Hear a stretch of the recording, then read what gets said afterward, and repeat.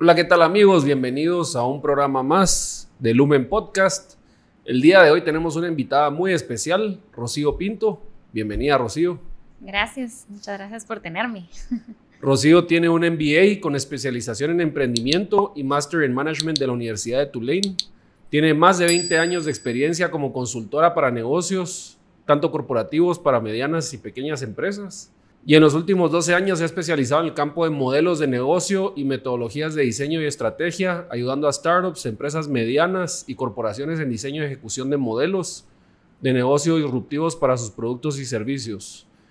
Además, trabajó como directora de Heurística, un programa que busca promover el emprendimiento y el entrenamiento del emprendedor como una forma de desarrollo para Guatemala. Este es un programa que creó en conjunto con su mentor Giancarlo Ibargüen en la UFM. Es cofundadora y CEO de Multiverse, una plataforma que crea y estructura procesos y herramientas para el ecosistema. Nombrada Mujer Emprendedora Destacada del 2020 por WED en el programa de MEG en Guatemala y como una de las 100 mujeres poderosas en Centroamérica en el 2023 por Forbes. Recientemente recibió el premio Global Institute Growth Spark Grants Award por Mastercard. Bienvenidísima. Gracias, Kim. Cuéntenos un poco de su niñez, dónde nació, su familia. Bueno, yo nací aquí en Guatemala. La verdad que por azares del destino, porque mis dos papás son españoles. Pero mi papá se vino muy joven a trabajar a Guatemala con un grupo de españoles y le fascinó, ¿verdad? Le fascinó Guatemala. Siempre describe este país como que uno plantaba una semilla y al día siguiente había crecido, ¿verdad? Seguramente porque las oportunidades aquí eran muchísimas y ellos venían de un mundo donde en la posguerra pues había quedado como que un país como falto de oportunidades. Entonces crecí en un hogar muy familiar, una como burbuja española, le diría yo. Y siempre he considerado que eso marcó muchísimo mi vida, como que fui una niña que, bueno, aparte que viajábamos casi que la mitad de 6 meses y 6 meses, ¿verdad? Porque toda mi familia estaba en España, mi mamá, ellos dos se conocieron en España y mi mamá se viene súper joven, pero toda su familia quedó allá, entonces era bien importante para ella como mantener esa relación. Entonces yo hacía el colegio acá y solo salía del cole o a veces incluso me adelantaban exámenes y nos íbamos a España, ¿verdad? Buenísimo. Y era como una burbujita de los dos mundos y creo que eso siempre he considerado que ha sido una bendición, ¿verdad? Porque me permitió tener como una perspectiva del mundo muchísimo más amplia, convivir con dos culturas muy distintas, ¿verdad? Pero que creo que complementaron mi vida y mi crecimiento y la visión que he tenido desde niña.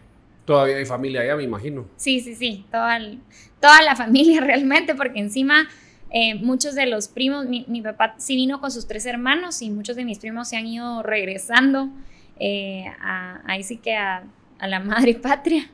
Entonces tengo ahora más gente viviendo allá que acá probablemente. Pero, o sea, sí ha sido como un tema que a veces, digamos, es difícil, ¿verdad? Porque uno extraña mucho la familia y es algo que creo que ha marcado, digamos, un poco la dirección de mucho de mi vida también, ¿verdad? Mucho anhelo, muchas ganas de esa cultura y esa riqueza y que desde niña pues estuve expuesta.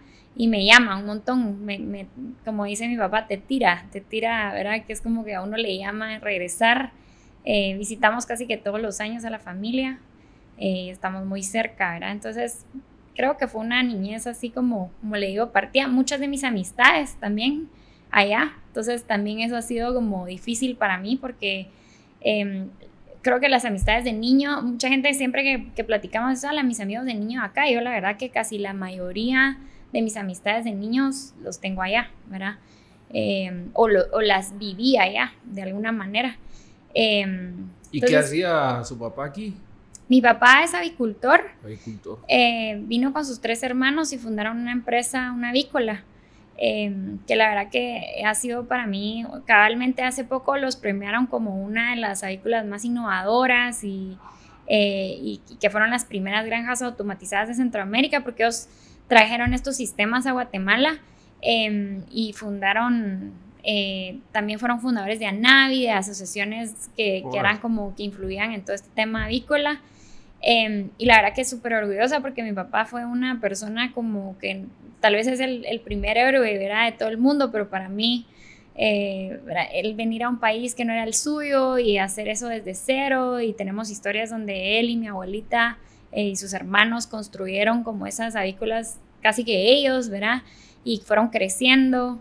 Y la verdad que él creo que ha sido una de las fuentes de inspiración más grandes para mí en términos de lo que hago ahora, porque es el primer emprendedor que conocí y que me enseñó lo importante que es la capacidad de poder tener esa oportunidad de emprender en un país, ¿verdad? Un gran ejemplo, pues. Sí, un gran ejemplo. Y mi mamá, que bueno, mi mamá era emprendedora de corazón, todo lo que tocaba lo vendía. Entonces la verdad que ambos influyeron mucho en eso, en mí. Qué buena onda. Chistoso porque nos conocemos desde hace un montón, ¿verdad? Echando pluma el otro día que nos sentamos a tomar un cafecito, eran creo 23 años, ¿verdad? Sí.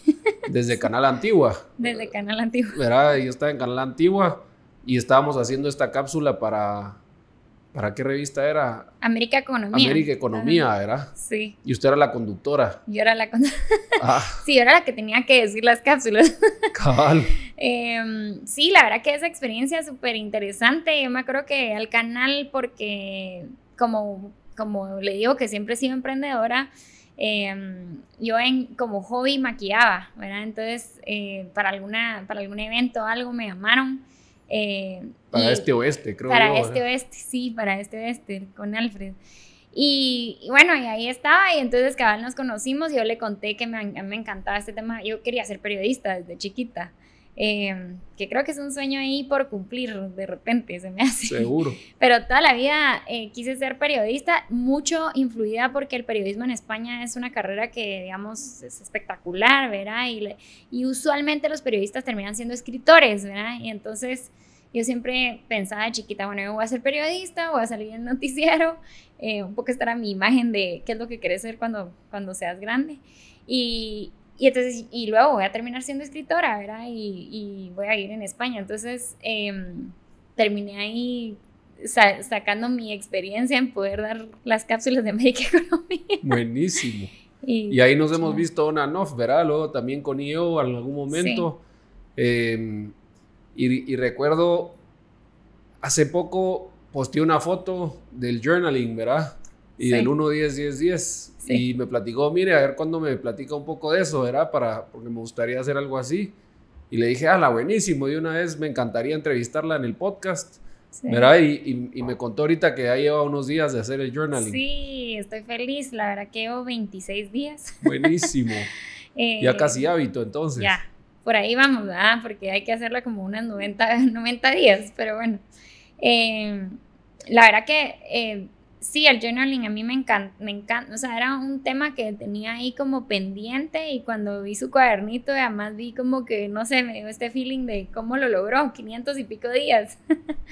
Entonces dije, le voy a preguntar a Kini, que tenía rato de cabal no verlo. Y uno a veces se frustra, ¿verdad? Porque uno como que busca la perfección y quiere hacerlo todos los días, y si uno falla un día, entonces ya no lo hago más porque ya fallé.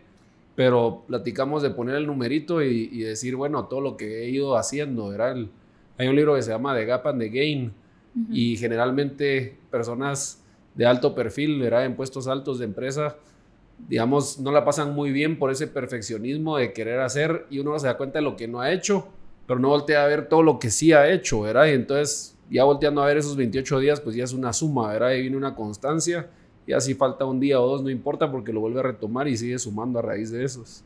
Sí, eso de verdad que a mí me encantó, y creo que la verdad que yo siempre pensaba en la vida que la información siempre está disponible para uno, pero como que hasta que uno no se asienta, hasta que uno no está como en el momento adecuado, ¿verdad? Porque había oído un montón de esta técnica, sobre todo yo que soy una persona que yo le comenté, ¿verdad? Que era como que por los procesos que me han tocado en mi vida, como que muy orientada a lo perfecto, a que esté como que todos los días el chequecito.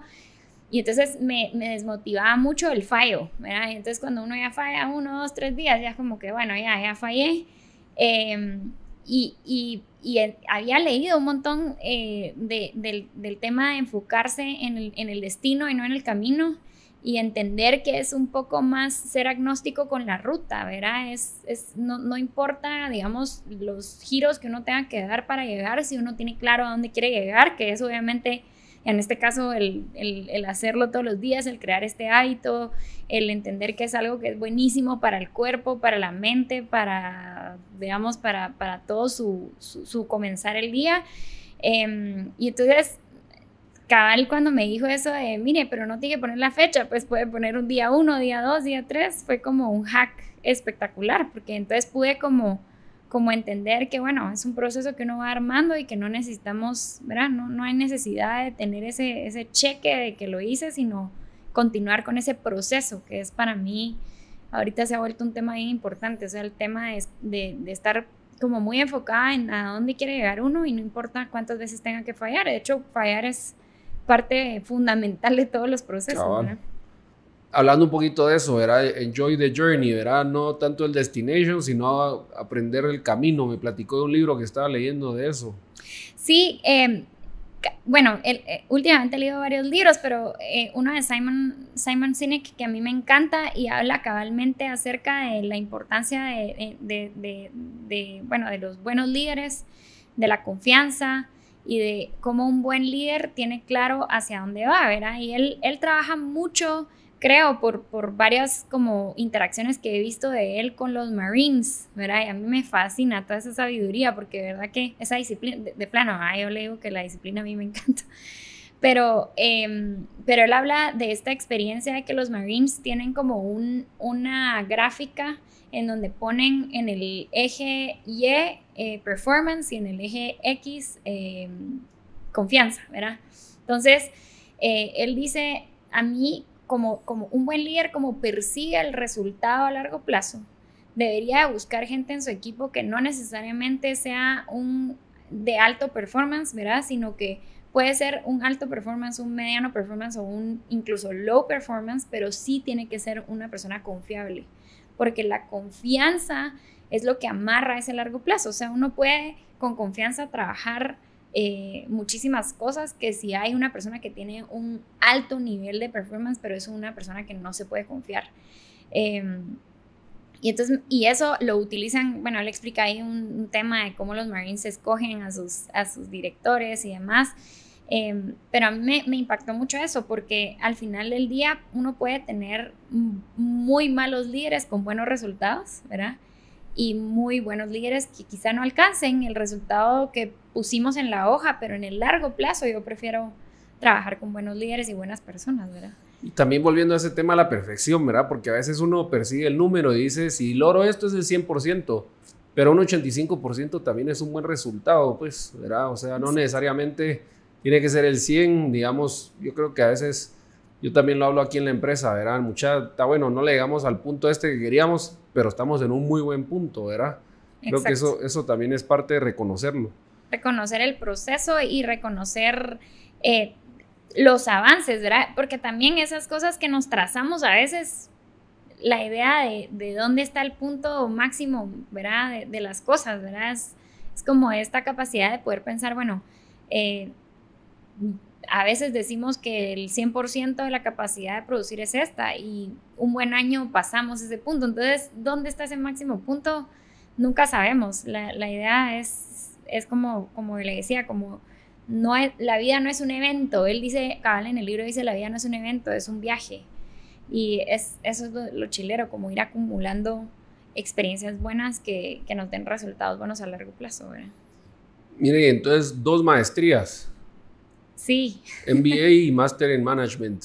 ¿Qué estudió? ¿Cuál fue su universidad? La universidad fue Comercio Exterior y Relaciones Internacionales. La verdad que, mire, yo no estaba ni muy seguro. Es que uno no está muy seguro cuando sale del colegio qué quiere estudiar. Y yo creo que yo, en mi vida ideal, me hubiera tomado un gap year y me hubiera ido a pensar un poco, pero de nuevo con mi mente overachiever que quería ya graduarse de la U, empezar a trabajar y hacer, yo decía, no puedo perder tiempo, ¿verdad? Entonces llegué a la Marro, que había sido la universidad que habíamos elegido con mi papá, y es muy chistosa la historia porque realmente no entiendo muy bien por qué me metió a la Marro, pero bueno.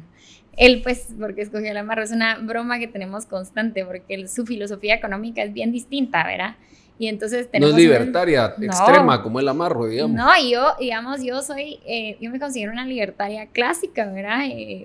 Y a lo largo del camino, todavía contra más pasa el tiempo, más me vuelvo más libertaria. Y él se llama a sí mismo socialista. Yo creo que él cree mucho en el estado de bienestar, ¿verdad? Como buen europeo. Entonces tenemos unas discusiones súper interesantes y buenas sobremesas. Pero bueno, él siempre lo molesto porque le digo, algo debías de saber de que estas tendencias son las mejores porque escogiste esa universidad para seguro. Entonces, bueno, fui y me acuerdo que me iba a inscribir a administración de empresas y de repente alguien me dijo, mira esta carrera y no sé qué, y fue como en cuestión de 10 minutos que dije, sí, creo que eso es lo que quiero estudiar porque el pensum era mucho más rico en historia y en como contexto del mundo. Entonces, y no era solo economía y administración y contas y finanzas y demás, ¿verdad? Y yo me acuerdo de tener a los 17 años en ese momento, de haber dicho, eso lo puedo aprender yo cuando me toque, pero como que necesito ahorita como tener este contexto del mundo. Yo creo que si hubiera habido lo que en los estados se llama liberal arts, ¿verdad? Yo hubiera estudiado eso, pero como acá no había... Que es una base que le da chance a uno de ir agarrando a vida, digamos. Ajá, que ahora sí hay, ahora hay en la Marro del MPC, que es espectacular. Todos los alumnos de ahí son espectaculares. Pero, ajá, yo quería eso. Y la verdad que no escogí mal, porque esa carrera, como los primeros 3 años, me dio tuve como 10 historias, derechos, historia del mundo, globalización, conflictos, ¿verdad? Entonces tuve sí, le dio esa globalización que quería, esa internacionalización, sí, digamos. y esa capacidad, ¿sabe? De desarrollar ese critical thinker, que eso era lo que yo quería. O sea, yo había salido a un colegio donde sí, obviamente todas esas cosas y analizar y demás, pero muy influidos por como que el colegio y lo que el colegio pensaba. Y yo quería como... O sea, yo siempre fui muy, muy curiosa intelectualmente, siempre leí mucho. Mi papá es un lector empedernido, tiene una biblioteca como de 8,000 tomos ahí. Se imagina, ¿verdad? Entonces yo tenía esta constante curiosidad y estas interacciones con España, ir y venir y demás. Y entonces eso me dio eso. O sea, estos 3 primeros años de U me dieron ese espacio como para, bueno, el mundo, esto pasó y la guerra mundial, ¿verdad? Hizo esto y la segunda esto y esto creó este contexto y la guerra fría y todas estas cosas que marcan hitos importantes en cómo el mundo se ha movido y que también cuando yo veo lo que está pasando hoy por hoy, pienso la gente no lee, porque si leyéramos hay errores que no volveríamos a cometer. De hecho, para eso sirve la historia. Y se repite, ¿verdad? Exacto. Entonces, esos fueron los primeros años. Luego ya nos enfocamos en los últimos 2 en comercio internacional y bueno, ahí dije, bueno, es una carrera que me va a permitir a lo mejor irme de Guate, porque eso era como lo que quería, ¿verdad? Y al final, estando en la U, tuve un catedrático que era re buena gente de proceso económico que trabajaba en KPMG. Y entonces él me dijo, mire, ¿por qué no se viene a trabajar conmigo? Y yo dije, buenísimo. Yo estaba en cuarto, me acuerdo que fue una pelea con mi papá porque me decía, no, tú vas a empezar a trabajar y después no terminas la U y no sé qué. Yo, no, papá, mira, déjame empezar. Yo quería como ya moverme a mi next step. Eran 5 años. Eran 5. Sí, pues. Yo adelanté un montón, la terminé como en 4,5, pero sí, eran 5. Qué pena aún. Y bueno, al final me fui a trabajar, ya empezó mi segunda etapa, me fui a trabajar a KPMG, pero siempre tuve claro que quería sacar una maestría. Y como a los 2 años de estar en KPMG, empecé mi MBA. El MBA fue esa respuesta a esto de conta, finanzas y todas estas cosas las voy a estudiar en el momento que las necesite. Y efectivamente, cuando ya estaba trabajando, yo ya sentía esa necesidad de, híjole, un estado de resultados no lo sé leer, por ejemplo, ¿verdad? Entonces ahí dije, no, ahorita esto es lo que me falta y me metí a estudiar en MBA. Y estando en el MBA, tenía estas alternativas de sacar estos 2 minors, o sea, un minor y esta otra maestría que me pareció interesante porque KPMG a mí me dio una oportunidad que para mí ha sido invaluable. Yo siempre recuerdo esa etapa de mi vida con mucho cariño, pero con mucho agradecimiento como hacia mí por haber tomado esa decisión, porque fue como una universidad en vivo, o sea, como que la U es un ensayo un poco ficticio, ¿verdad? Pero de repente me voy a este lugar donde pasaba 3 meses en finanzas, 3 meses en recursos humanos, 3 meses, ¿verdad? Y en empresas reales, yendo a ser consultora de esos temas. Entonces me dio chance de decir, uy, esto a mí no me gusta para nada, esto me encanta. Y de ese viaje que me eché de todas las áreas de la empresa, o sea, desde finanzas, contal, recursos humanos, operaciones, merca, o sea, ¿verdad? Y empresas públicas, o sea, empresas del Estado, digamos, porque estuvimos en SAT, CIB, todas estas, y empresas privadas, ¿verdad? Dije, a mí lo que me fascina son los procesos, y por eso es que después me especialicé un poco en temas de procesos. KPMG, para los que no saben, es una de las Big Five, le dicen, o las Big Four. Big Four, ¿verdad? Que son Deloitte, KPMG, Ernst & Young, y Pricewaterhouse y KPMG. Wow. Sí. Que aparte es un ritmo bárbaro, ¿verdad? O sea, no hay horas que sean suficientes. Uno está trabajando haciendo consultorías a empresas gigantescas, ¿verdad? Y es un ritmo de trabajo bien fuerte. Bueno, ¿sabe que yo me acuerdo que yo salía a las 11:30, 12 de la noche de trabajar y mis papás no me creían el plano mío de fiesta? No le podía poner location services ahí en el celular. Todavía en ese entonces eran frijolitos. No, pero, o sea, yo de verdad yo les decía, no, a mí nunca se me olvidó una implementación. Yo hice implementación de SAP en la licorera, que fue una de las más grandes consultorías que hicimos. Y tenía, ¿qué? 20 años, 22 años. 22. Wow. Ajá. Sí, es que es lo que le digo, fue una experiencia como muy rica para mí. O sea, me iba a El Salvador con empresas grandotas, con Telefónica, auditamos Telefónica en todo el Centroamérica. Bueno, yo no auditaba, sino era el área de RAS, que se llamaba Risk Advisory Services, ¿verdad? Entonces, no sé, me permitió como que me abrió los ojos a un mundo que uno no sé si todo el mundo tiene chance, ¿verdad? A tan corta edad. Y la verdad que era bien intenso, o sea, salíamos tardísimo, pero uno aprendía muchísimo, o sea, aprendía mucho y la perspectiva que a mí me dio eso fue lo que probablemente ¿verdad? Hoy yo soy consultora de corazón, lo digo siempre, o sea, yo a los emprendedores siento que cuando lo siento ya les estoy haciendo consultoría porque es lo que sé hacer de base, ¿verdad? Pero sí me dio esta orientación de hacia dónde y por eso es que después hice esta maestría, ¿verdad? En Project Management porque me di cuenta que el tema de liderar proyectos o administrar proyectos en las empresas era un tema complejo y sigue siendo hasta el día de hoy. Si usted ve ahora las empresas más grandes, lo que quieren es PMs que administren estas nuevas innovaciones o estos retos que salen, pero gente que sepa llevar una idea de un principio a un fin y que terminen y que lideren y que, ¿verdad? Entonces eso siempre me pareció súper interesante. Y bueno, emprendimiento que ya le contaré después. Buenísimo. ¿Qué fue las mejores experiencias que se llevó en KPMG? Así un super key takeaway value o una experiencia que dice, esa fue la mejor. La qué difícil, porque tuve muchas. Mira, una de las que me sentí muy orgullosa, no fue la mejor, pero me sentí muy orgullosa, es que el primer trabajo que hice para este catedrático que me llamó, es que él me dijo, mira, necesito que prepares este documento para una agencia de Guatemala, que es una agencia que ayuda a los inversores a invertir.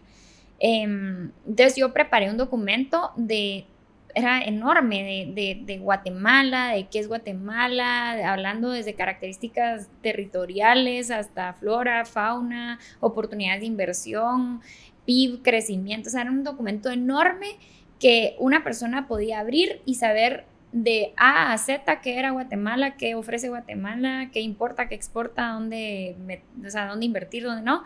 Y eso se convirtió en el documento que hoy se llama Doing Business in Guatemala. Entonces, la primera versión la hice yo. ¿Qué es el que usa Fundesa o Invest in Guatemala? Sí, Invest in Guatemala. Sí, pues.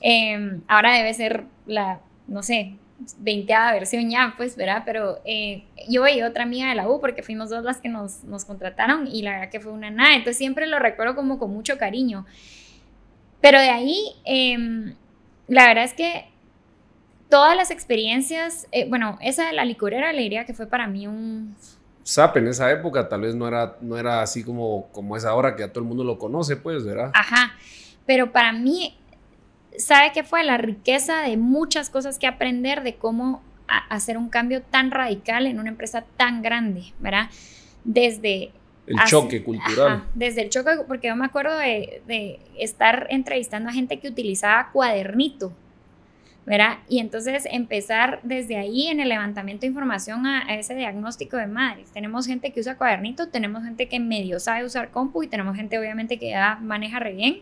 Y cómo hacer todo el proceso de, primero, dinámicas de change management, hacerlo con el cuidado debido, porque estas experiencias muchas veces asustan a los empleados, ¿verdad? Dicen, a la gran, si no me pongo pilas me van a echar, y gente que tiene 20, 30 años de trabajar en una empresa, ¿verdad? Entonces, esa responsabilidad que yo sentí de ese proceso, y de luego la complejidad de hacer que este señor del cuadernito ahora se sentara en una compu e ingresara datos en un sistema cero amigable, que SAP hasta el día de hoy creo que no todavía tenemos que trabajarle ahí, por si me están oyendo ahí.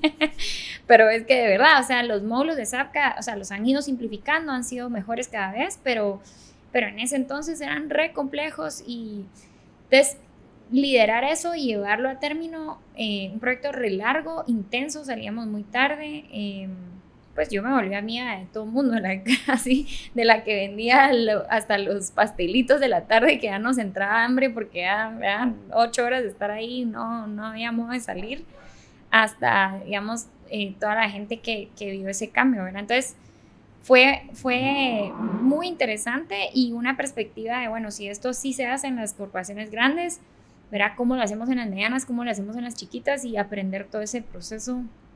Como que... ¿Por qué salirse de KPMG? Esa es una historia súper cómica. Muso Ayau, yo me lo encontré en un pasillo en la U. Yo era auxiliar de la U, ¿verdad? Y entonces, él la verdad que me había dado, me dio en algún proceso, alguna clase, no me acuerdo, pero era súper cómico él, ¿verdad? Y era lo máximo para explicar, y súper simplificaba las cosas en todo. Entonces me dijo, ¿y vos, Patoja, en qué estás trabajando? Y entonces yo, bueno, estoy en KPMG. Me dijo, mira, eso tiene fecha de caducidad, ¿verdad? Seguramente alguno de tus clientes va a identificar que sos pilas y te va a hacer una oferta de trabajo que no vas a poder rechazar. ¿Cuánto tiempo llevas ahí? Yo como 3 años creo que llevaba. Me dijo, 1 año o 2 más te doy, pero te va a pasar eso, ¿verdad? Y yo dije, no, hombre, nada que ver. Y viniendo de él, chica. y me decía, o sea, después fue bien chistoso, porque efectivamente como al año y medio, ¿verdad? Yo estoy haciéndole una consultoría a una empresa de generación de energía. Terminamos la consultoría, la verdad que fueron bien, porque en consultoría hay algo bien interesante, porque el auditor tiene que firmar un contrato donde no puede trabajar con ningún cliente que haya auditado, pero la gente de consultoría no tenemos ese limitante.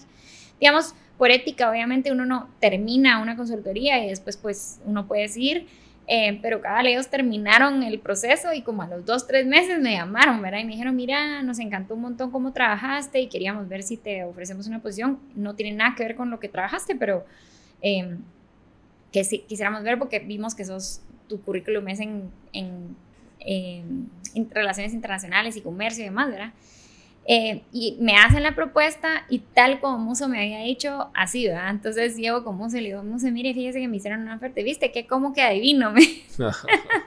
Entonces, efectivamente no la pude rechazar, porque al final del día era o quedarme en KPMG a más años de lo mismo, ¿verdad? Porque las oportunidades de crecimiento en las consultoras son difíciles, porque sí está como, pues al final el jefe es estructura uno. Muy vertical. Ajá, es muy vertical. Entonces, uno puede hacer carrera para ser partner, ¿verdad? Que hubiera sido lo que hubiera podido yo hacer, pero iba a ser súper larga, ¿verdad? Y la verdad, la propuesta esta me encantaba, porque era ser la administradora de combustibles para una planta de energía que queda cuando uno va al puerto, que en la carretera antigua, en la noche se ve lindísimo porque la iluminan, y siempre le dicen el barco, ¿verdad? Porque es como un barco iluminado.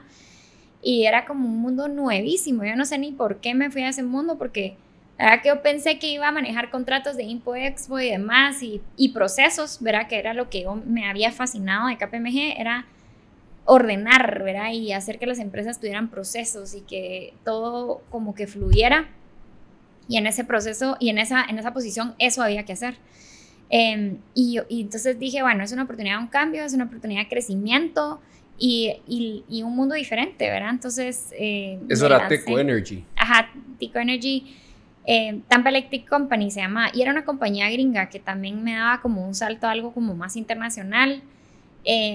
Otra experiencia espectacular en mi vida, la verdad que estuve 5 años en KPMG y 5 años estuve también en Tico.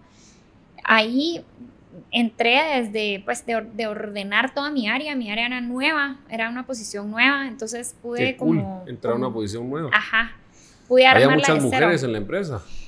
No. Me imagino haber sido como una empresa, una industria tal vez de muchos hombres, ¿verdad? Sí, de hecho mis 2 jefes eran hombres. O sea, en la oficina central sí tenía varias compañeras, digamos, en conta, en finanzas, en compras, algunas mujeres, pero la planta eran 120 hombres, ¿verdad? Y a mí nunca se me olvida esa llegada a la planta, porque yo tendría 22 o 23 años. Sí, por ahí, o 24, póngale. Y eran 120 hombres y me ven llegar, y yo con mis botas de punta de acero, ¿verdad? Y mi casco, porque tenía que ir a conocer la planta y tenía que ir a conocer... porque después de ordenar los procesos empiezo a ver a lo que realmente me había metido, como siempre. Uno siempre dice que sí, después uno vea the real deal, ¿verdad? Y resulta que yo tenía que hacer las compras de carbón, pero para hacer las compras de carbón yo tenía que entender qué era el carbón que compraba, cuál es la calidad, cuáles eran las condiciones, cuál era el efecto de hacer una mala compra. Otra gran responsabilidad, porque esto obviamente te da a todos los que pagamos la luz, nos conviene mucho que todas esas compras sean eficientes y responsablemente. Y el ambiente también, que fuera un carbón compliance con el ambiente. Y entonces me empecé a dar cuenta que me tenía que volver casi que química, ¿verdad? Tenía que aprender un montón de cosas de química, tenía que aprender un montón de cosas de no sé, de... ¿Cómo se llama esta materia que siempre los ingenieros hablan? Que es como las operaciones de calor, no sé qué, dinámica. Bueno, me voy a recordar de esa clase, pero me acuerdo re bien de estar con mi cuñado aprendiendo eso, porque era como los BTUs del carbón, entonces si lo meto con este nivel de calor, entonces da este nivel de... la gran, yo decía, ¿qué es esto? ¿A qué me metí yo? ¿Por qué me vine acá? Pero bueno, funcionó, aprendí, me costó. El tema de llegar a esa planta fue muy chistoso, porque obviamente me vieron y me acuerdo que había un amigo, ¿verdad?, de la planta que le decían el vampiro. Cuando me vio, me dijo, ahí viene la princesita. Y yo dije, la madre. Así de bienvenida. De bienvenida.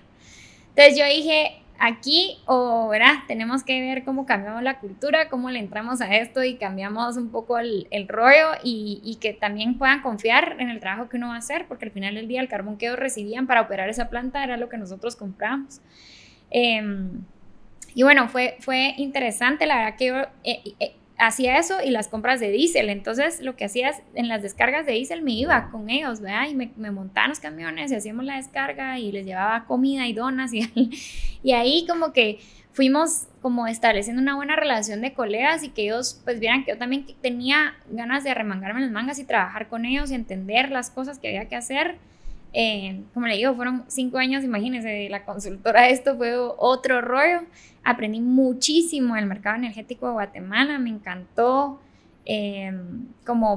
como meterme en ese mundo que era como súper complejo, de mucha negociación, mucha estrategia, mucho entender. Luego íbamos a Colombia y a Vancouver, me acuerdo, a comprar ese carbón.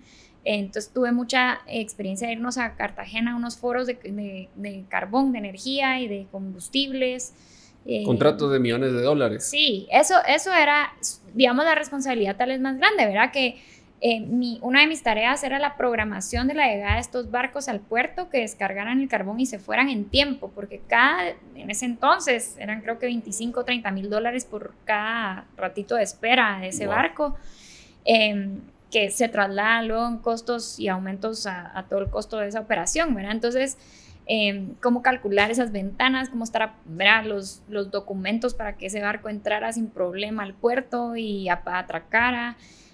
tuve la oportunidad de irme a meter a un barco de carbón y de ver toda la operación de adentro, de cenar con el capitán, no, una nave. Eso sí, increíble. No, pero qué nunca se me campechana olvida. también, porque no todo el mundo es así, ¿verdad? Sí, O sea, es ajá, verdad no, también sí. ganas de hacer esas relaciones y de poder trabajar mejor, ¿verdad? Y Ajá, qué buena onda. Cuénteme la sí. importancia de un buen mentor. Wow. Le diría demasiado importante.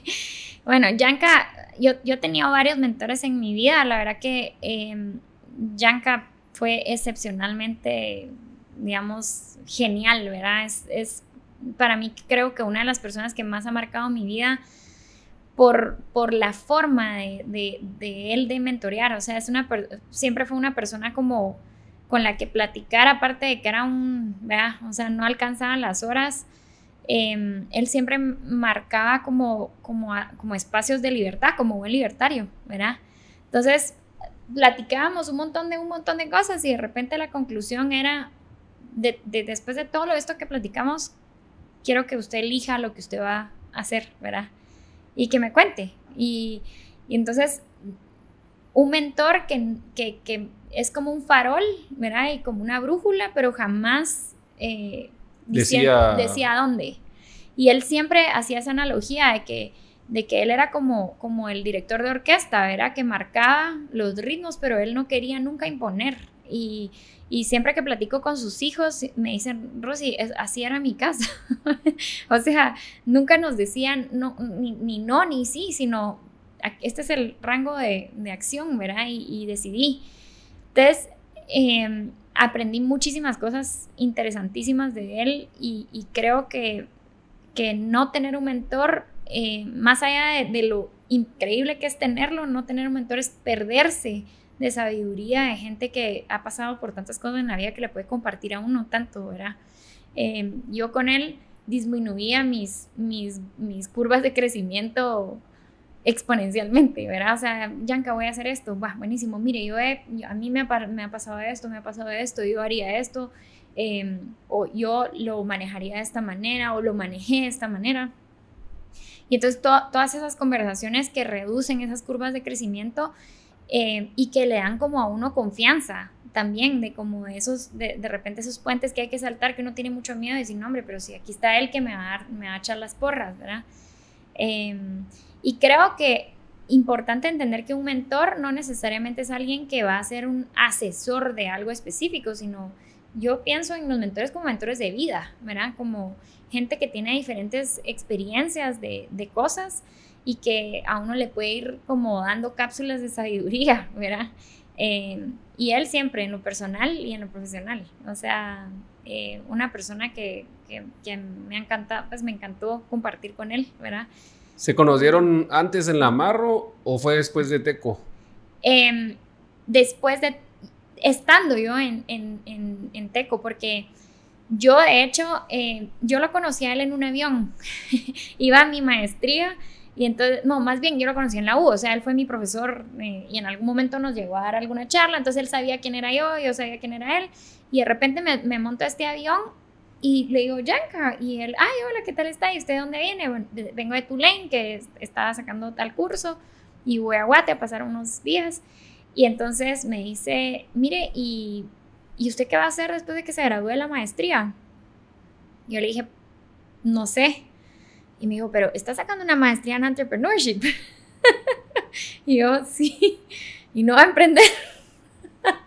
Me acuerdo que esa pregunta fue como, solo esa pregunta me hizo, ¿sabes? O sea, yo dije, a la madre, me fui todo el avión pensando, qué ironía, ¿cómo no voy a emprender? O sea, no puedo no practicar lo que, ¿verdad? Lo que estoy casi que después quiero ir a preach, pues, en todo el mundo, ¿verdad?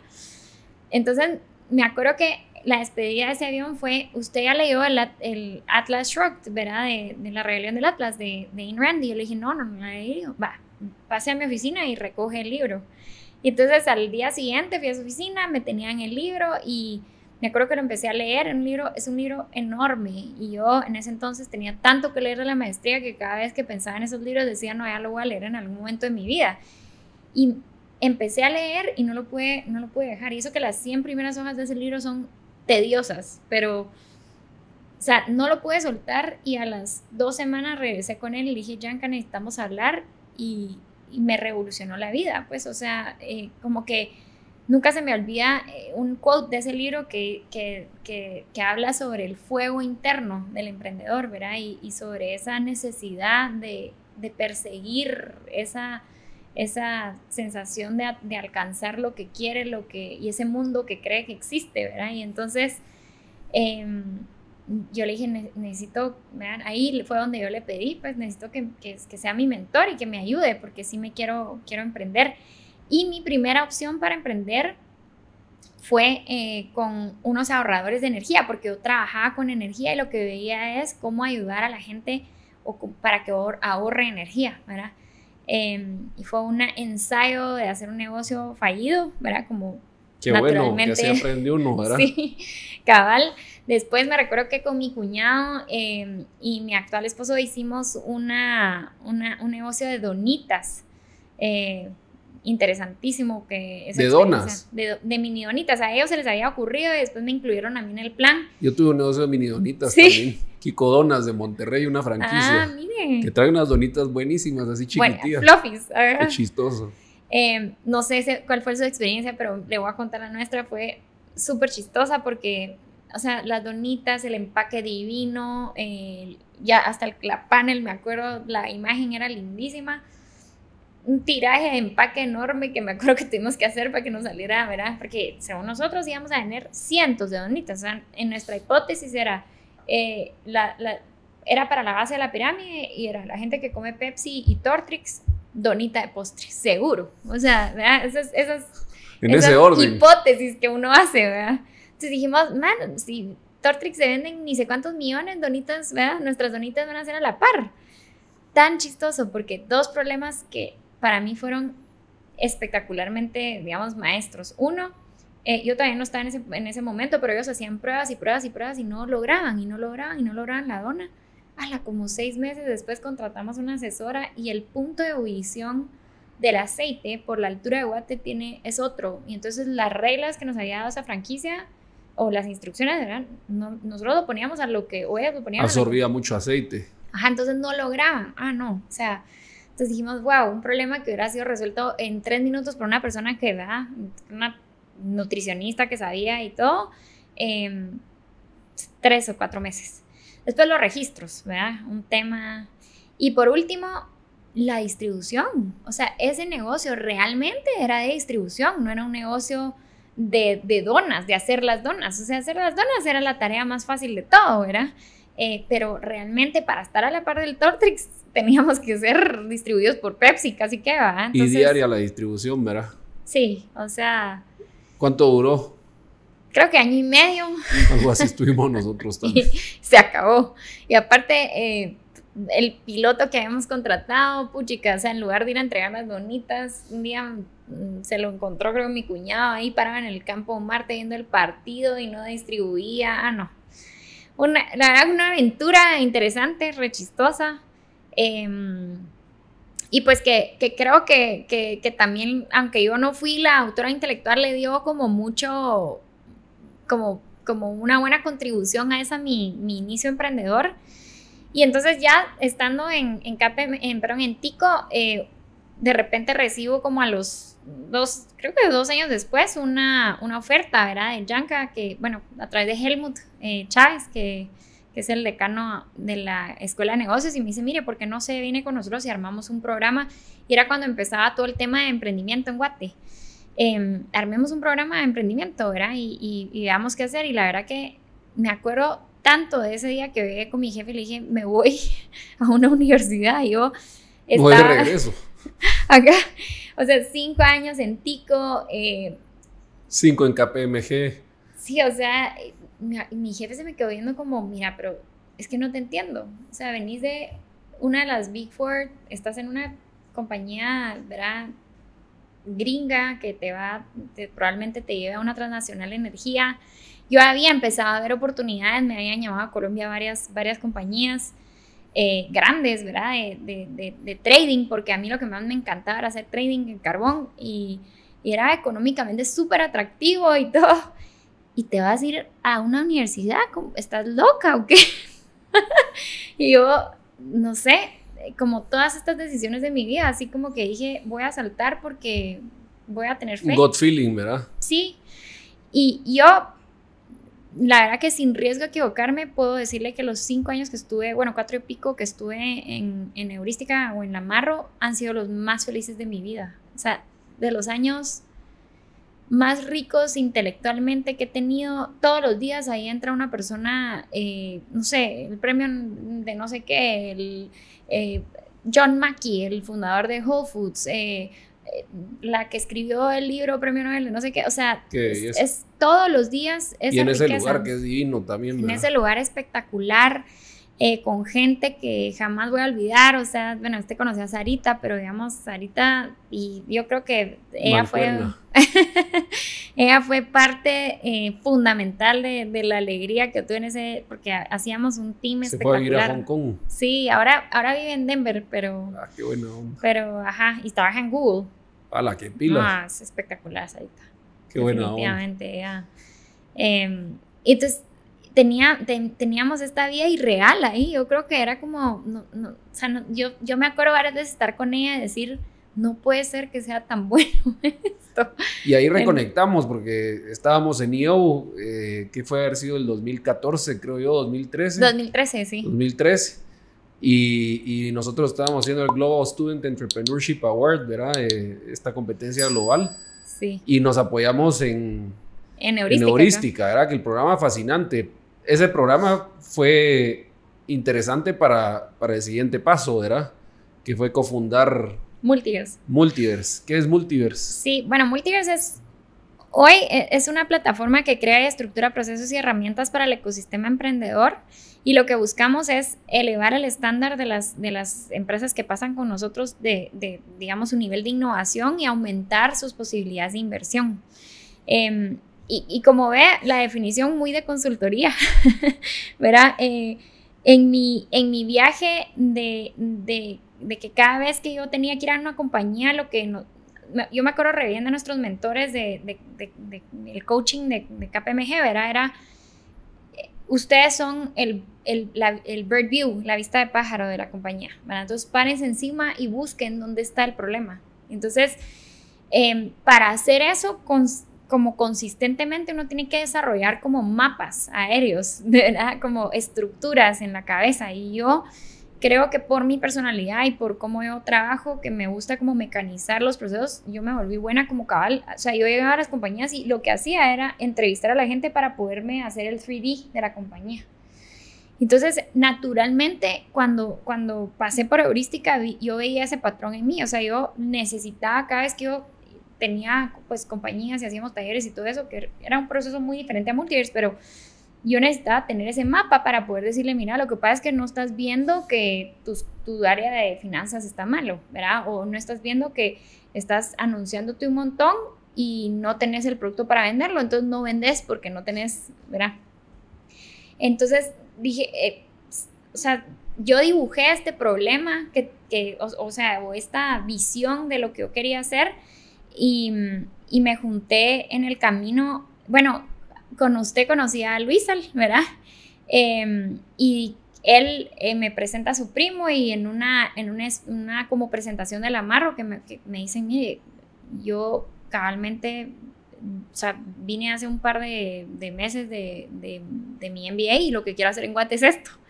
Entonces creo que nos juntamos ahí 3 personas que queríamos como lo mismo, y la primera versión de Multiverse era recibir emprendedores, estructurarlos y que invirtiéramos, ¿verdad? O sea, hacer una red de inversionistas, ¿verdad? Entonces era como inversionista, emprendedor. Pero en esos primeros años de Multiverse yo me doy cuenta que la oferta de emprendedores era malísima, porque primero es un ecosistema en desarrollo, y segundo, no teníamos esa capacidad de generar compañías que los inversionistas estuvieran dispuestos a fondear. Imagínese, un inversionista clásico que invierte en portafolios, que sí, tiene ganas de meterse al mundo de startup, pero cuando ve los startups y los ve así como desorganizados, dice, no. Era muy básico, digamos. Ajá, a mí no me ofrezcas esto, porque esto... Entonces yo dije, bueno, esto es un problema de huevo la gallina, porque él quiere proyectos buenos, ellos no están buenos, pero si no, ¿verdad? Si no mejoramos estos no dan, y si estos no dan, tampoco estos pueden mejorar. Entonces era como, bueno, ¿a dónde le tiramos? Y llegamos a la conclusión de hacer esta estructura para los emprendedores. Dijimos, empecemos a trabajar en lo que probablemente es el unsexy job de este proceso. Porque trabajar y estructurar, y verás, es un trabajo de picar piedra, es un trabajo cabal de ir, de ver, de decirle, mira, arregla esto, de esperar a que la gente lo haga. Pero bueno, yo tenía todas las ganas y la pasión, y le empezamos a entrar a eso, y Multiverse tiene hoy 10 años, ¿verdad? Wow, felicidades. Haciendo ese proceso que hemos ordenado en procesos. Hacemos cohortes de aceleración, casi que estamos haciendo 8 anuales más o menos, donde entran grupos entre 20 y 30 emprendedores. Y básicamente lo que hacemos con ellos es eso, es entenderlos, es acompañarlos, es ser un apoyo para decir, bueno, mira, no, yo quiero crecer, yo quiero vender, no entiendo por qué no paso del millón a los 2 millones, por ejemplo, en ventas. Entonces, ¿de quetzales? O de dólares, ¿verdad? O sea, es que hay compañías, nosotros atendemos compañías ya establecidas que facturan, que son, ¿verdad? Grandes. No necesariamente nos guiamos por la facturación, ¿verdad? Sino como por esa creación de valor, y por el aumento, porque pasen de un punto A a un punto B. Sí buscamos que con nosotros haya una transformación de la compañía. Muchas personas nunca han tenido un crédito y salen con nosotros teniendo crédito. Tenemos alianzas con BI, que realmente ha sido un aliado espectacular. Y entonces lo que queremos es mover, una de las partes fundamentales de un ecosistema es que se mueva eso, ¿verdad? Que se mueva lo que hay, para que probablemente gente que va trascendiendo en ese proceso, pues de repente salga un éxito. La visibilidad debe ser increíble, ¿verdad? Esos 10 años, la experiencia de ver tantas empresas que están en un estado de potencial crecimiento, ¿verdad? Independientemente de la facturación. ¿Qué ha sido un factor común o un takeaway de ese aprendizaje de ver a todas estas personas que están emprendiendo en sus negocios? Me imagino que no solo es en la ciudad, en el interior también. Sí. ¿Qué ha sido esa experiencia? Bueno, un factor común y muy interesante es que, digamos que, bueno, Guatemala tiene una cantidad de empresarios espectaculares e increíbles que tienen mucho miedo a crecer, pero mucho miedo a crecer. O sea, tienen controlado su day to day, ¿verdad? Y como que operan probablemente, no sé, entre 20, 30 o 50 empleados. Y les da pánico crecer, porque algunos, por supuesto, y esto es algo que yo hablo siempre en mis talleres, no necesariamente todos tenemos que crecer, ¿verdad? O sea, yo puedo estar cómoda con una empresa de 20 empleados y estar tranquilo, y eso es la visión que yo tengo, y por eso lo que hablábamos al inicio de cuál es ese destino que yo percibo es lo importante, porque esa va a ser la definición de éxito, ¿verdad? Entonces, si su definición de éxito es tener 20 empleados, facturar $5 millones y ahí quedarse, está bien, ¿verdad? Pero hay gente que sí quiere ese big time, ¿verdad? Pero no lo quiere, no quiere moverse de donde está. Entonces, un factor común que hemos visto es ese miedo a crecer por miedo a acceder a crédito, ¿verdad? O por miedo a acceder a financiamiento, cualquiera que sea.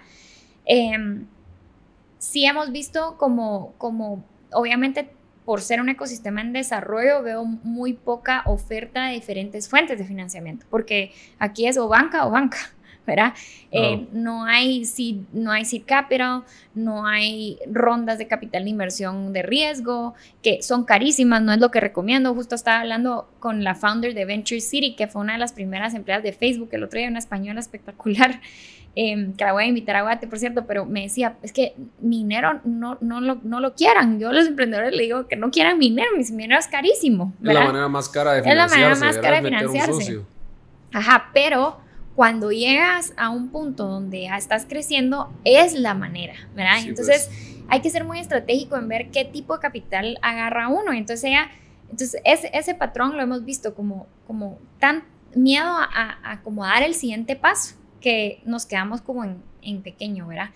En la fase anterior, el miedo a la formalización. O sea, hay mucha empresa que ya podría ser formal, pero, y eso le digo, en el interior, cantidades de empresas que facturan un montón, o sea, que no facturan, pero que deberían de facturar un montón.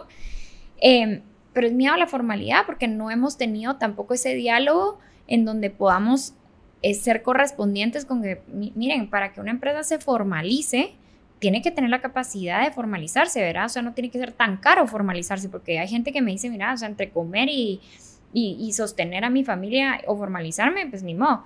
Pero la formalización le da a uno capacidad de crédito, capacidad de crecimiento, capacidad de tantas cosas. Conseguir mejores clientes también. Muchos mejores clientes. Entonces, mucha de nuestra labor en el interior ha sido ayudar a la formalización, y ahora esas gentes tienen contratos. O sea, tenemos un emprendedor que está formalizando su LLC para exportar. Entonces, verá, eso, digamos, eso podría ser una. La otra es, hay un patrón interesantísimo en reportarle los números a la SAT, pero no entender la estrategia financiera. Entonces, todos están al día con sus reportes, sus temas de la SAT y no sé qué, pero nos sentamos a decir, bueno, pero ¿cuál es tu estrategia financiera? O sea, ¿hay creación de valor en tu empresa? No sé, ¿verdad? Entonces, descubrir muchas veces empresas de 10, 12, 14 años de existencia que no están creando valor, ¿verdad? Porque no es lo mismo tener para pagar los números que crear valor en una empresa. Y esa diferencia, eso es análisis financiero, ¿verdad? Y estrategia financiera, y saber de cómo realmente invertir y mover el capital de trabajo y hacer esas combinaciones estratégicas. Entonces, eso creo que también ha sido fundamental, y como que lo reforzamos mucho en nuestros programas.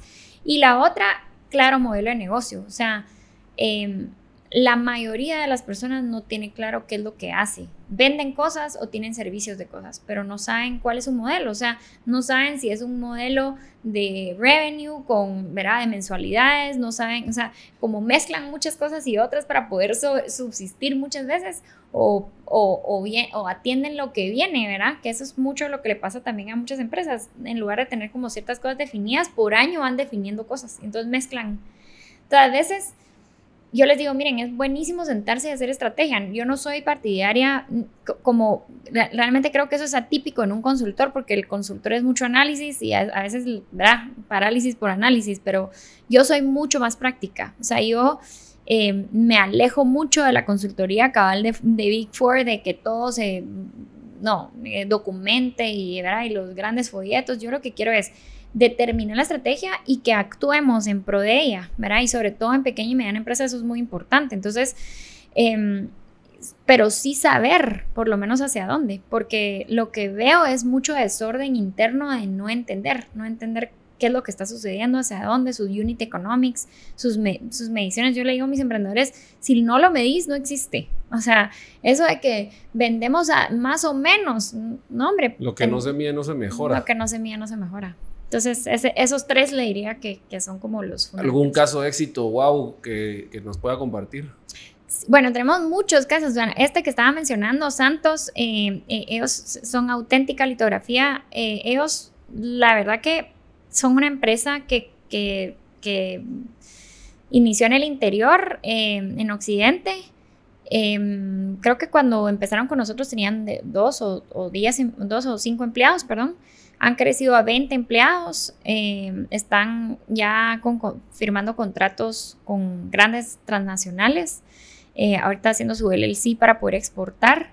¿De qué es esa empresa? Es fabricación de ropa y de uniformes, y bueno, hacen como todas las cosas que uno necesite si necesita. Que es una industria competitivísima. Sí, súper competitiva. Tenemos también otro, Cento, que es un software que analiza el tono de las conversaciones, pues la data de las interacciones de persona a persona. El Shuquero, que no sé si se enteraron, pero el Shuquero, la verdad que es una nave, porque él... así le dicen, el Shuquero. El Shuquero, y él se dedica a catering de chugos, ¿verdad?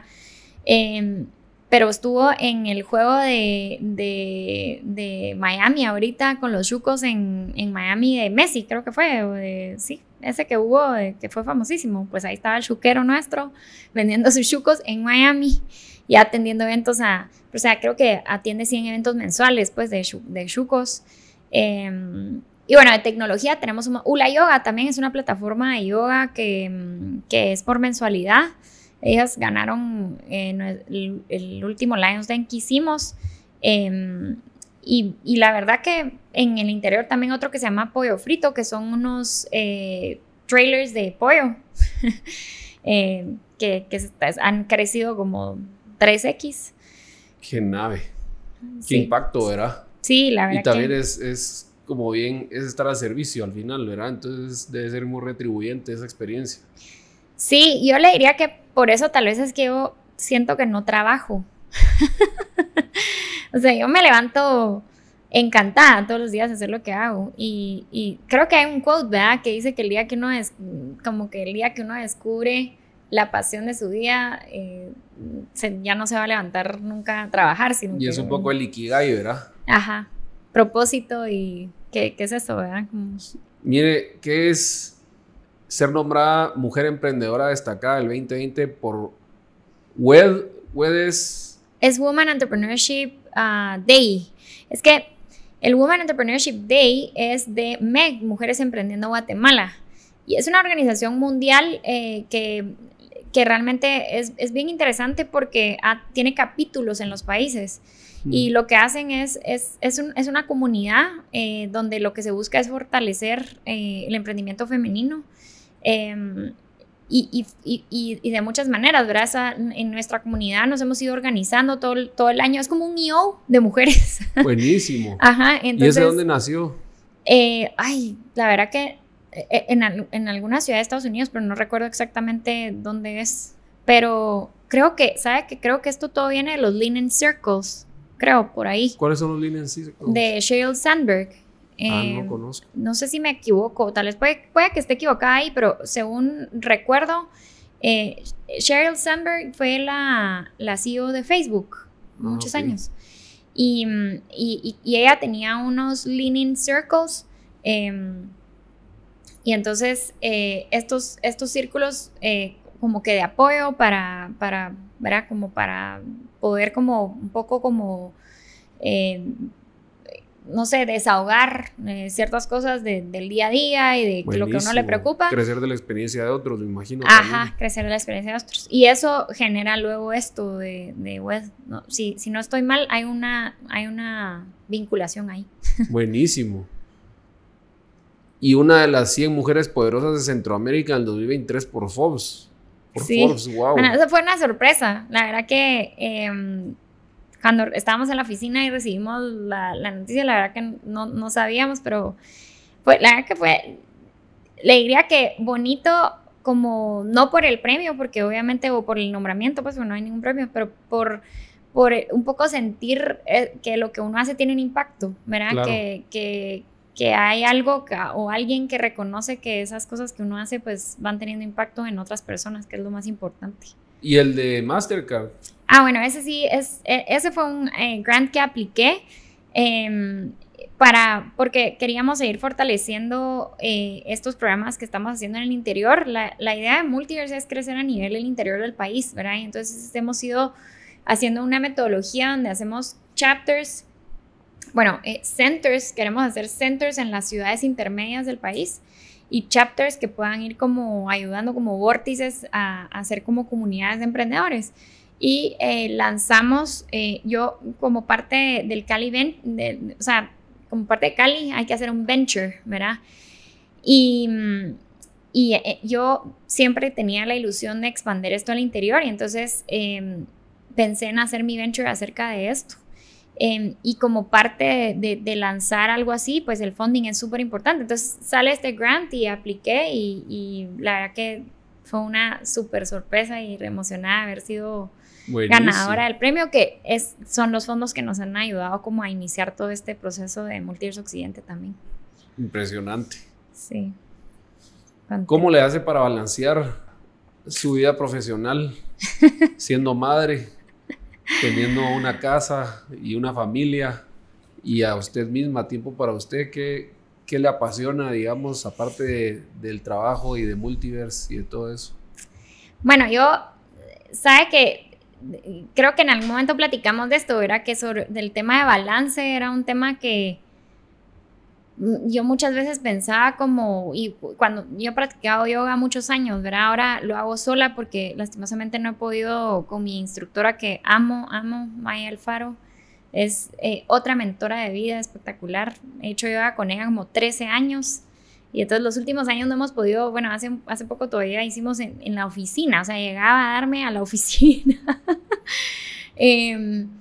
Pero como que ese tema de balance uno es un poco como ficticio, ¿verdad? Uno se la imagina así como una persona que perfectamente como que tiene esta, no sé, dinámica de vida rápida, después puede parar y después ya con sus hijos y es feliz con sus hijos y todo fluye, ¿verdad? Y yo, con este tema de no fallar y demás, yo decía, esto es imposible, o sea, yo salgo a trabajar, corro en estos tráficos horribles, llego a mi casa, mis hijos me adoran y están ahí esperándome, pero de repente gritan y se ponen insoportables y uno no puede y, ¿verdad? Y está estresado por esto de la oficina. Y yo vivía con esta sensación un poco de culpa ¿verdad? Y no sé, y achievement, porque por un lado estoy feliz de que estoy logrando lo que estoy logrando, pero por otro lado me siento culpable de no estar aquí todo el tiempo. Y entre lecturas y cosas fui entendiendo dos cosas. Una, de nuevo Simon Sinek, que me encanta, es como ese sentimiento es lo más real, o sea, no hay que pelear contra él, porque la culpa siempre se siente cuando uno está sacrificando o poniendo en hold ciertas cosas por sostener otras, ¿verdad? Y luego esta lectura sobre el balance donde en una discusión así de estos think tanks que le digo, alguien hace la contribución y dice, es que yo no sé si uno debe buscar balance o a lo mejor armonía en los momentos que uno puede tenerla, ¿verdad? Porque el balance parece más ficticio. Entonces eso me tocó un poco la vida, de verdad, porque yo dije, ok, voy a buscar en cada momento que esté la armonía. Entonces cuando estoy trabajando, mis hijos, mi familia saben que yo soy apasionada por lo que hago y me pierdo y estoy en armonía ahí. Llego a mi casa, suelto eso y estoy en armonía con mis hijos. Y probablemente yo les digo, hay días que estoy muy mala mamá y soy excelente profesional, y hay días que soy muy buena mamá y tal vez no tan buena profesional, pero ese balance de los días, eso me da paz, ¿verdad? Y creo que eso me ha dado como la tranquilidad de no estar buscando ese perfecto balance de hoy hice mis ejercicios, hice esto, ¿verdad? Sino que hay días que o sea, yo sí soy como muy disciplinada con el ejercicio, que creo que eso sí es básico para la salud mental, ¿verdad? Pero trato como de, y más ahora con mi práctica de journaling, ¿verdad? Cuando me preguntan a la mañana por qué estoy viva hoy, yo hay días que sé que estoy viva porque tengo que ir a cumplir con el propósito, con uno de mis propósitos más grandes, que es, ¿verdad? Cambiar la realidad de este país a través del emprendimiento. Y ayer me tuve que ir a las 5 de la mañana a Shela y me voy y no puedo ver a mis hijos en todo el día, no pude hacer ejercicio, no pude hacer mi journaling, pero ¿verdad? Voy, estoy presente y soy lo que tengo que hacer ahí, esa pasión y todo la pongo ahí, y cuando regreso suelto eso, ¿verdad? Y vivo lo otro y así, ¿verdad? Y eso me ha hecho encontrar el balance. Obviamente que sí tengo algunas prácticas interesantes, ¿verdad? Lo que le decía, el ejercicio, trato ¿Algún ritual también diario, digamos, sí, dentro de esas prácticas? Sí, hay como, bueno, a mí me gusta mucho la mañana, me gusta mucho ese despertar solita, como en silencio, el silencio de la mañana, ¿verdad? El ruido del silencio me gusta. ¿A qué horas es el despertar de Rocío? A las, si puedo, 5:30, ¿verdad? 5 a.m. Club. Ajá, 5 a.m. Club. Bueno, que eso también lo tuve que adaptar, ¿verdad?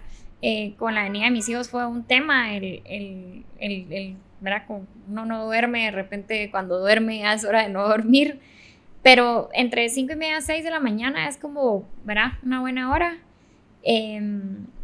Siempre trato de levantarme y en este momento de mi vida, que es lo que le digo, no va a ser para siempre, levanto a mis hijos, o sea, estar con mis hijos, y trato de tener un momento con cada uno de puro amor, o sea, donde lo único que reciben de mí son besos, abrazos, amor, amor, amor, amor, amor. Y ya los dejo sentados desayunando y yo voy a hacer ejercicio, ¿verdad? Usualmente me tarda entre 45 minutos y 50 minutos, ¿verdad? O una hora. Y luego ya, si puedo, hay días que los llevo al colegio, si no, pues ya sigo con mi día. También hay ciertos días que trato de hacer sauna, ¿verdad? Porque es súper importante, o sea, he leído que es súper importante para todo. Pero para acabar leyendo sobre cómo desintoxicarse y un montón de cosas que uno a veces, ¿verdad?, piensa en tomar suplementos y cosas, y este chavo que yo sigo, bueno, Huberman, que a mí me encanta. Buenísimo. Él, o sea, decía sauna, o sea, solo metan en el sauna 20 minutos al día, obviamente que no se puede todos los días, pero yo he tratado de... ¿Es infrarrojo, seco, húmedo? Seco, pero cabal yo quisiera infrarrojo, ese es mi plan futuro. Para tenerlo en la casa. Ajá. Pues. Pero siento que eso, aparte, y bueno, y otro ritual que tengo es, no sé si le conté, creo que hablamos de eso, que a mí me da mucha paz la voz española, porque lógicamente, ¿verdad? Transgeneracional, sí. Las células, ahí está codificada. Ahí estoy codificada, y como que mis mejores días de mi vida son esos días súper temprano en Madrid, que una época en mi vida que yo vivía allá, entonces levantarme ese frío y estar escuchando como o platicando con algún español camino a trabajo o a estudiar o lo que un programa de radio, un podcast o algo, ¿verdad? Y entonces me pongo un podcast de un español que siento que su tono de voz me tranquiliza y que habla cosas súper interesantes. Entonces, ¿cómo se llama? Vidas Contadas. Él se llama Enrique Sánchez y yo soy fiel admiradora de él. Buenísimo. Me encanta su podcast. Vidas Contadas. Vidas Contadas. Me encanta el nombre, buenísimo. Sí, lindo. Y él entrevista a gente precisamente que como que tienen como cosas extraordinarias que han hecho como para hacerle esas preguntas profundas, ¿verdad? Recientemente entrevistó a un policía que desactiva bombas. O sea, y como que hablaron sobre el miedo, pero eso es lo lindo, o sea, no es solo de, bueno, sí, obviamente contó un poco de eso y aparte todo era secreto, porque el pobre decía, no, eso no te lo puedo contar porque ese es secreto, pero el centro del podcast fue el miedo, porque obviamente, ¿verdad? Y cómo este señor se convirtió en un coach de miedo, ¿verdad? Y el miedo, lo importante que es el miedo en la vida, porque sobrepasarlo no es malo, o sea, nos salva. Si se deja venir un león hay que correr, pues, ¿verdad? Hay que correr. Sin miedo no correríamos. Ajá. Y entonces, explicarlo desde esa base hasta luego, bueno, y cuando el miedo aparece irracionalmente hay que vencerlo, pues, y lo contrario al miedo es la seguridad. O sea, el cabal dice, rescato de este podcast que lo contrario al miedo es la seguridad en lo que haces, ¿verdad? Y tener esa información que falta para hacer las cosas. Entonces, un libro muy bueno que se llama Siente el miedo y hazlo de cualquier manera. Sí. Y habla de la diferencia entre el miedo imaginario y el miedo real, ¿verdad? Y poder detectar uno y decir, este miedo es imaginario. Está bien que lo sienta, pero es imaginario, pues, ¿verdad? Estoy comiendo ansias, tal vez, ¿verdad? Este sí es real, este sí tengo que actuar, ¿verdad? Qué nave, qué bonito. ¿Cuál es un libro que impactó fuertemente a Rocío Pinto? O un libro, ¿verdad?, que es muy recomendable. Bueno, a mí es que depende mucho de los gustos, ¿verdad? Yo soy, mi papá dice que yo tengo un gusto así como muy amplio, literario. Y eso es bueno. Sí, a mí me gusta mucho la novela negra, ¿verdad? Y en ese sentido... Nunca había oído ese término de novela negra. No, pero son interesantes. Son como, el género es como The Girl with the Dragon Tattoo. Sí, esa trilogía, esas son novelas negras o policíacas, ¿verdad? Esa obviamente me encantó, bueno, ya son 5 que ahora sacaron los 2 después de la muerte del autor, pero esas ¿verdad?, de misterio y eso me encanta. Un libro que me cambió la vida, The Untethered Soul. Beyond Tethered Soul. The Untethered Soul. Que no se tribula, digamos. El alma la liberación del alma. Yeah. Ajá. Qué palabra más difícil esa. Sí, Untethered. La verdad que ese libro me lo habían recomendado y no sé por qué, es lo que le decía, yo creo que uno cae en el momento cae en el momento, ¿verdad? Y me pareció espectacular porque habla sobre el autoconocimiento, o sea, esa necesidad de ir hacia el interior y de escucharse a uno mismo y de escuchar quién vive adentro de uno, ¿verdad? Y esa voz que a uno le habla y poder tener una conversación con ella, pero sobre todo reconocer la forma en la que el ser humano actúa, que es muy, muy inconsciente. Y yo soy fan de Carl Jung y me encanta esa frase que él dice que si uno no hace eso, o sea, que el que mira para afuera, sueña y el que mira para adentro descubre o algo así es, no me acuerdo cómo, pero sí, es así como que, o sea, si uno vive su vida sin entender ese subconsciente tomará el piloto de su vida y uno vivirá la vida así, ¿verdad? Y yo sí creo que hay un gran trabajo en nosotros mismos que hacer. Entonces, por eso, digamos, yo a veces me dicen es que sos un poco antisocial, pero es que yo, digamos, como que círculos donde haya gente como hablando de otras personas, o no me interesa, porque yo cuando veo eso, o gente que juzga mucho, o gente que juzga situaciones, ¿verdad?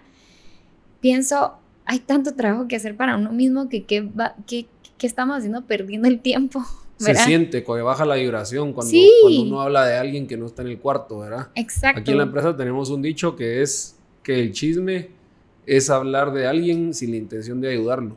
Totalmente, ¿verdad? Totalmente. Y es una cosa bien, bien impresionante y es muy cultural, ¿verdad? Yo creo que es muy común también que de repente se empieza a hablar de alguien y a lo mejor uno dice, como no está él y no soy yo, entonces qué bueno, pero no, ¿verdad? Al final del día es muy contaminante y mata cultura. Mata cultura. Yo leí un artículo que no me acuerdo dónde lo leí, pero hablaba precisamente de las culturas latinas y de cómo eso... Somos especialistas, ¿o qué? Sí, hablaba que digamos, y me pareció interesante porque lo que decía es que era una tendencia a sentirse cercano, o sea, que el source, o sea, digamos, como el fondo de eso. Ser parte del grupo. Ajá.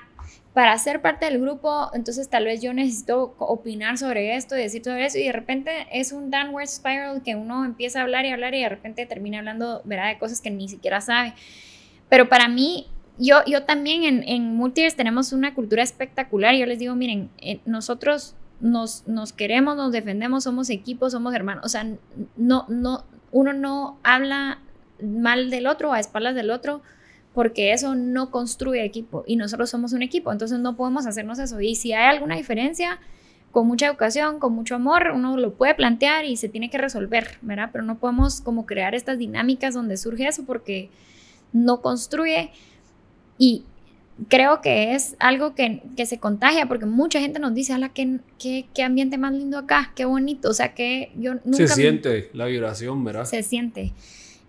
Y yo sí creo mucho en que cada vez que podamos, y obviamente uno estar como muy consciente de eso, ¿verdad? De decir, bueno, tal vez yo no quiero participar de estas conversaciones o no quiero participar de esto y poder como ir cambiando esa cultura hacia algo mejor, porque pues sí, o sea, creo que el trabajo está dentro de uno. Y una de las cosas que más me gusta es todo lo que a uno le molesta de afuera, resuena aquí adentro. No, es un espejo, ¿verdad? Lo que a uno no le gusta de otro es algo porque uno lo ve de uno, lo reconoce. Sí, entonces, ¿verdad? Busquemos cómo, ¿verdad? Busquemos cómo está ahí, dónde está y cómo lo podemos arreglar, porque yo creo que eso, no sé, hace seres humanos mucho más como fuertes, ¿verdad?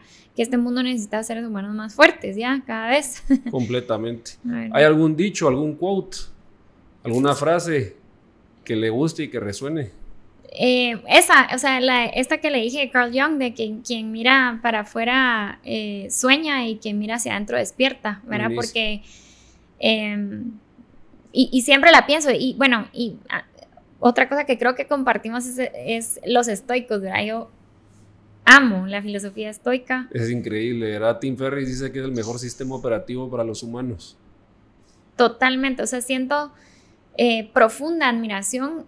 Lo que más admiración me da a mí es pensar si uno se va a esas épocas, ¿verdad? Y si uno entiende la poca infraestructura, tecnología y un montón de cosas y avances que habían, y la sabiduría tan buena de Marco Aurelio, de Séneca, o sea... Y tenían los mismos problemas de ansiedad, de estrés, de todo, ¿verdad?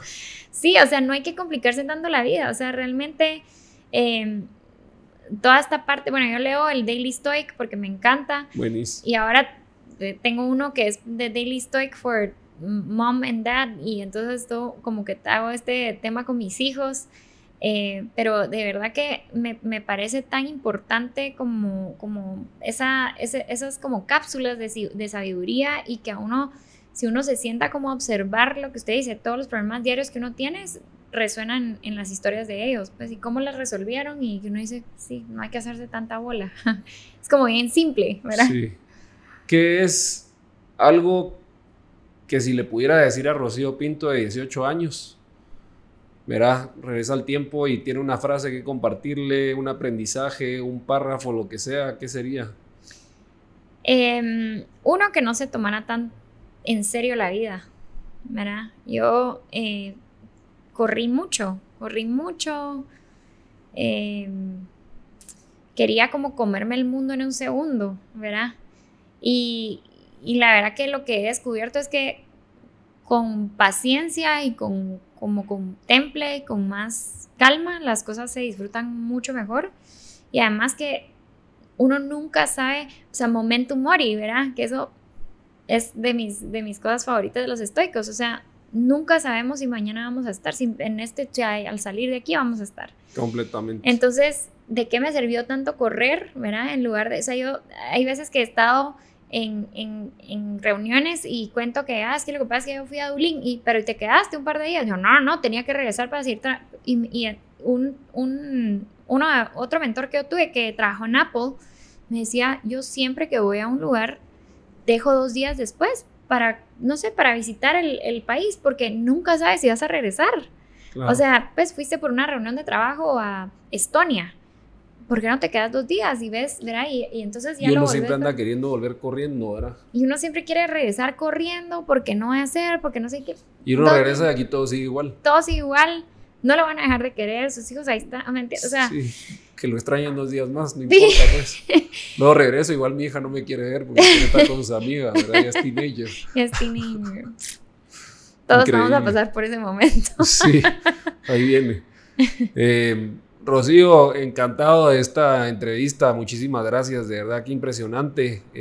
Me encanta ver todos esos puntos viendo hacia atrás, ¿verdad? Cómo tienen conexión entre ellos, cómo esa especialidad de operaciones, esa especialidad de poder hacer ese coaching y de querer ayudar a que gente en Guatemala salga adelante, es buenísimo. Muchísimas gracias por estar hoy con nosotros. Gracias, gracias a ustedes, de verdad que un gustazo volvernos a encontrar. Sí. Y compartir, ¿verdad? Así que mil gracias. Encantada. ¿Algo más que quiera decirle al público? Pues nada, yo siempre dando el mensaje para los emprendedores. Por favor. De que se atrevan, ¿verdad? O sea, cada vez que yo puedo inspirar a que la gente que tiene, no sé, una idea, un sueño de hacer algún negocio y de empezar algo y que está ahí como que sí que no, el no ya lo tienen. Lo que no está pasando en su vida ya está no pasando, así que lo único que puede pasar es cosas espectaculares. Pues yo creo que una de las cosas más lindas que a mí me ha pasado en mi vida, y siempre lo pienso, es que cuando las oportunidades se me han presentado y yo las veo enormes, yo siempre digo, no importa, voy a dar el primer paso, y el resto de los pasos van un pie tras otro pie. Pero uno siempre mira las cosas como enormes, entonces no da ese primer paso, y hay que darlo. La vida es muy corta para no hacer lo que uno está destinado para hacer. Buenísimo, muchas gracias. Bueno. Muchas gracias, amigos. Ahí lo tienen, una historia increíble más, inspiradora, de Rocío Pinto en el podcast de Lumen. Por favor, escríbanos, mándenos sus comentarios si quieren ver algún tema diferente. Nos ayuda mucho si van a Spotify o a YouTube y le dan like o le dan estrellita, ¿verdad? Si les gusta mucho 5, si no les gusta mucho 4. Pero aquí vamos a estar nuevamente en otro episodio más de Lumen. Gracias.